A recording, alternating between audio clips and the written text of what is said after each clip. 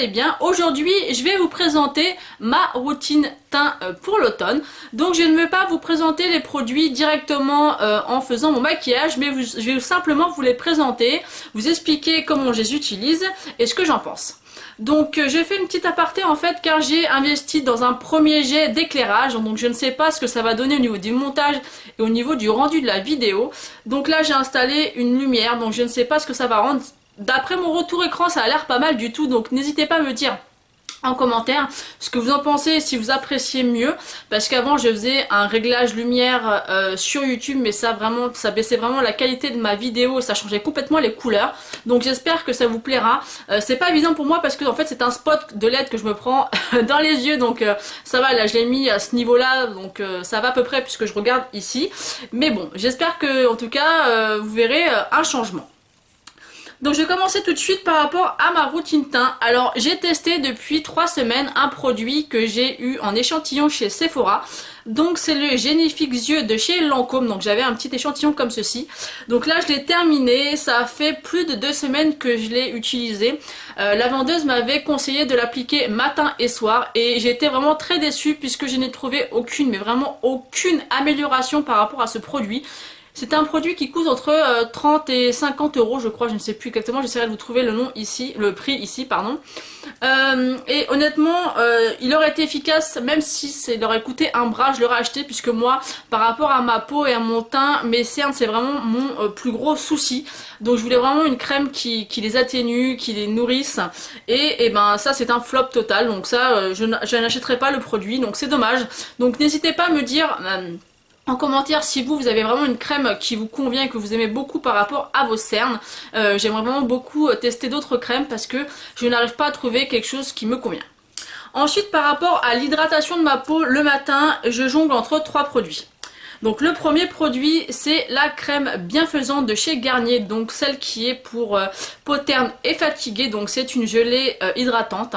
J'aime vraiment beaucoup ce produit, je l'avais découvert l'hiver dernier, c'est une crème que j'ai rachetée de nombreuses fois qui coûte que dalle, elle coûte moins de 5 euros, enfin en tout cas sur pas plus de 5 euros. Et j'aime vraiment beaucoup l'effet qu'elle fait, donc quand je vois la peau fatiguée, les traits tirés le matin, j'utilise cette gelée, déjà ça a vraiment un effet rafraîchissant et je sens vraiment comme si ma peau se détendait, je sais pas comment vous expliquer, et je l'aime vraiment énormément. Autant j'ai testé la crème comme ça, mais parce que je crois qu'il y a 4 couleurs suivant les peaux grasses, les peaux sèches, ainsi de suite. J'ai essayé la même crème pour peau sèche et j'ai pas du tout aimé, et celle-ci je l'aime vraiment beaucoup. Après j'utilise un sérum donc de chez Kiko, c'est le Crystal Fusion. Donc c'est un sérum visage intensifieur d'hydratation, pardon. Et en fait il y a de l'acide hyaluronique dedans et je ne sais pas comment vous expliquer, donc il faut pas grand chose, hein, il faut une petite pompe. Et vous avez, en fait c'est quand vous l'appliquez, c'est en forme de gelée, c'est un petit côté frais, vous avez l'impression que votre peau se fige. Enfin vous avez vraiment l'impression qu'il y a quelque chose qui se passe et j'aime vraiment beaucoup l'effet que ce produit donne à la peau. Donc j'aime vraiment beaucoup ce produit. J'ai été me promener il n'y a pas très longtemps chez Kiko et j'ai vu qu'il sortait 3 autres petites bouteilles comme ça avec de différentes couleurs. Donc honnêtement je me suis pas attardée à savoir exactement à quoi servaient les sérums puisque j'avais pas le temps. Donc je pense qu'ils ont dû ressortir ce genre de sérum parce qu'ils avaient vraiment très bien marché et il en faut très peu. Après c'est vrai que celui-ci moi j'avais réussi à le choper en solde. Parce que je crois qu'en prix fort il était à 17 euros, donc moi je l'aurais jamais acheté en prix fort, hein. Malgré que maintenant que j'ai testé je l'aime vraiment beaucoup, mais ça reste quand même super cher pour du Kiko. Et quand je trouve que ma peau va plutôt pas mal, j'utilise ma crème de chez Sephora, donc la crème riche très hydratante. Donc c'est une très très bonne crème qui est très hydratante mais qui n'est pas du tout trop grasse et ça c'est vraiment ça que j'apprécie. Donc j'ai presque terminé, donc je l'ai déjà depuis l'hiver dernier et franchement donc, vous voyez elle m'a duré presque un an puisque je l'avais acheté au mois de janvier. Et c'est une crème que j'aime beaucoup, je serais ramenée à la racheter, oui ça c'est sûr, mais vu que j'aime beaucoup tester les crèmes, je pense que je rachèterai autre chose, mais c'est une super crème. Donc voilà pour ce qui est de l'hydratation. Donc maintenant je vais vous parler d'un anti-cerne. Donc comme je vous l'ai dit, moi mon souci principal c'est vraiment les cernes sur mon visage. Et je me suis laissé tenter avec les moins 25% du mois d'octobre de chez Sephora de prendre le Naked Skin de chez Urban Decay, donc le correcteur et anti-cerne. Alors que vous dire, ça fait maintenant plus de 3 semaines que je l'utilise.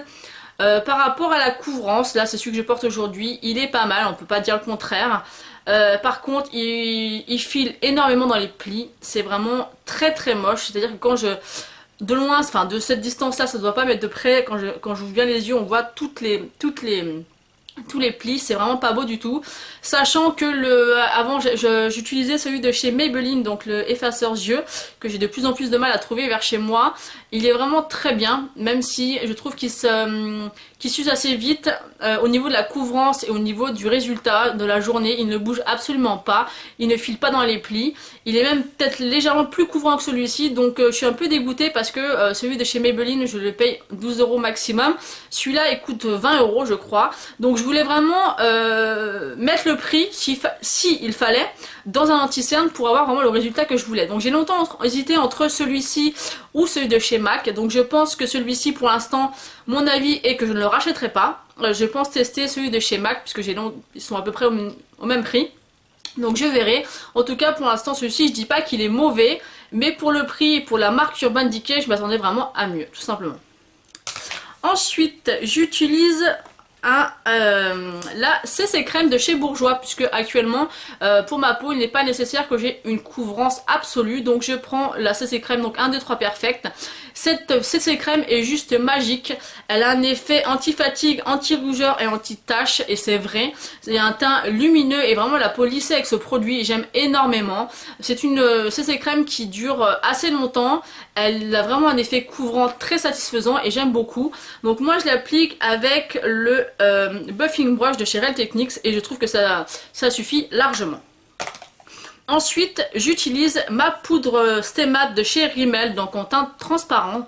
Donc j'aime vraiment beaucoup cette poudre, elle n'est pas chère du tout, elle coûte dans les 6-7 € et je trouve que ça suffit largement pour ce genre de poudre. Il n'y a pas besoin de mettre aussi cher quand on voit celle de chez Sephora et Kiko qui sont presque à 12-15 €, je trouve ça cher et celle-ci elle fait très bien l'affaire. Donc pour l'appliquer j'utilise le pinceau de chez Marc Jacob, donc le The Bronze. Donc il est vraiment très bien, très dense et vous pouvez mettre vraiment pas mal de matière. Donc là je me dépêche un peu parce que je vois que ma batterie clignote, désolée. Donc pour réchauffer mon teint, j'utilise la poudre de chez Sephora, donc c'est la poudre de soleil irisé en teinte 2. Donc qui est comme ceci, donc c'est une ancienne collection que j'ai déjà depuis un bon moment et je l'applique avec le pinceau poudre de chez Real Techniques puisqu'il n'y a plus le nom, il s'est effacé et que j'aime vraiment beaucoup ce pinceau. Ensuite, je fais un léger contouring avec la poudre soleil de chez Too Faced que j'ai eu en échantillon avec la Glossy Box. Et je pense vraiment me procurer cette poudre en full size parce qu'elle est juste top. Et j'utilise deux pinceaux, j'utilise celui de chez le Contour Brush de chez Real Techniques. Et un pinceau comme ceci de chez Kiko, donc pour le contouring. Donc vous avez le gros pour estomper et le petit pour faire l'effet contouring que j'aime énormément. Ensuite, je me dépêche, je suis désolée, mais je vois que ça clignote, donc j'ai pas envie que ça coupe. J'ai utilisé principalement pour l'automne le blush de chez Kiko, donc celui-ci, c'est la teinte numéro 2 Raspberry Rose and Peach. Et il est comme ceci, donc je l'aime vraiment beaucoup, les couleurs sont juste magnifiques. Et j'utilise le pinceau à blush de chez ELF, donc de la gamme Studio qui est juste génial. Et pour faire tenir tout mon maquillage toute la journée, j'utilise la brume vitaminée de chez Kiko que j'aime énormément et qui tient vraiment très bien mon maquillage et qui ne coûte pas très cher chez Kiko. Donc voilà pour ce qui est de ma routine teint de l'automne. J'espère que cette vidéo vous aura plu. N'hésitez pas à vous abonner, à mettre un pouce en l'air et à me laisser un commentaire. Je vous fais des bisous et je vous dis à bientôt. Ciao!